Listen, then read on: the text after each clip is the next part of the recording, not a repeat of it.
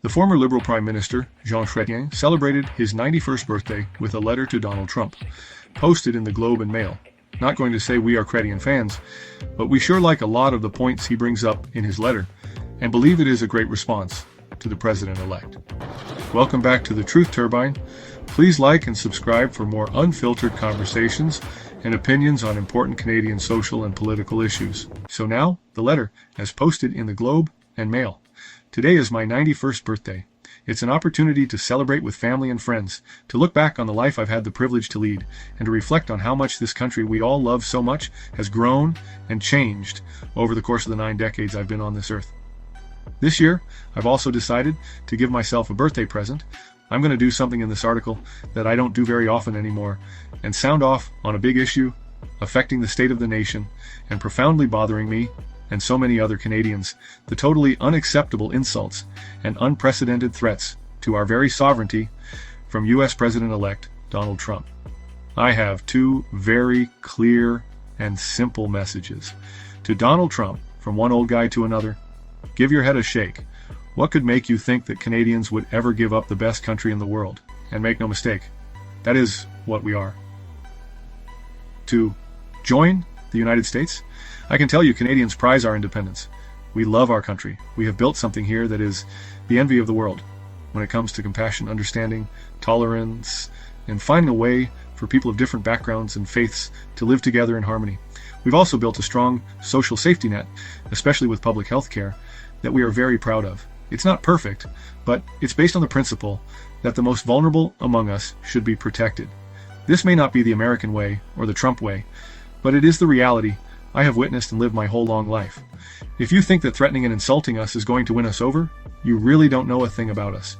We built a nation across the most rugged, challenging geography imaginable, and we did it against the odds. We may look easygoing, mild-mannered, but make no mistake, we have spine and toughness. And that leads me to my second message to all our leaders, federal and provincial, as well as those who are aspiring to lead our country. Start showing that spine and toughness. That's what Canadians want to see, what they need to see. It's called leadership. You need to lead. Canadians are ready to follow. I know the spirit is there. Ever since Mr. Trump's attacks, every political party is speaking out in favor of Canada. In fact, it is to my great satisfaction that even the Bloc Québécois is defending Canada. But you don't win a hockey game by only playing defense. We all know that even when we satisfy one demand, Mr. Trump will come back with another bigger demand. That's not diplomacy. It's blackmail. We need another approach, one that will break this cycle. Mr. Trump has accomplished one thing. He has unified Canadians more than we have been ever before. All leaders across our country have united in resolve to defend Canadian interests. Just like we did 30 years ago, we need a plan B for 2025. Yes, telling the Americans we are their best friends and closest trading partner is good. So is lobbying hard in Washington and the state capitals, pointing out that tariffs will hurt the American economy too. So are retaliatory tariffs. When you are attacked, you have to defend yourself. But we also have to play offense. Let's tell Mr. Trump that we too have border issues with the United States. Canada has tough gun control legislation, but illegal guns are pouring in from the U.S. We need to tell him that we expect the United States to act to reduce the number of guns crossing into Canada. We also want to protect the Arctic.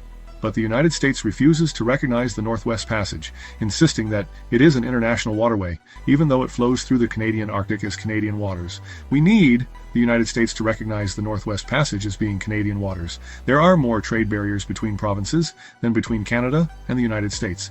Let's launch a national project to get rid of those barriers, and let's strengthen the ties that bind this vast nation together through projects such as Real National Energy Grid.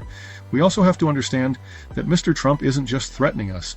He's also targeting a growing list of other countries as well as the European Union itself, and he is just getting started. Canada should quickly convene a meeting of the leaders of Denmark, Panama, Mexico, as well as with European Commission President Ursula von der Leyen to formulate a plan for fighting back these threats. Every time that Mr. Trump opens his mouth, he creates new allies for all of us. So let's get organized. To fight back against a big, powerful bully, you need strength in numbers. The whole point is not to wait in dread for Donald Trump's next blow. It's to build a country and an international community that can withstand those blows. Our leaders should keep that in mind. I am 91 today and blessed with good health. I am ready at the ramparts to help defend the independence of our country as I have done all my life. Vive le Canada. Well, happy birthday, Mr. Chretien, and well said. So, what do you think of what Chretien had to say? It brought a smile to our faces and a bigger sense of Canadian pride than we even had before.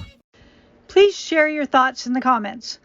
Thanks for watching, and please like and subscribe and hit that bell so you don't miss any more unfiltered conversations and videos on important Canadian political and social issues.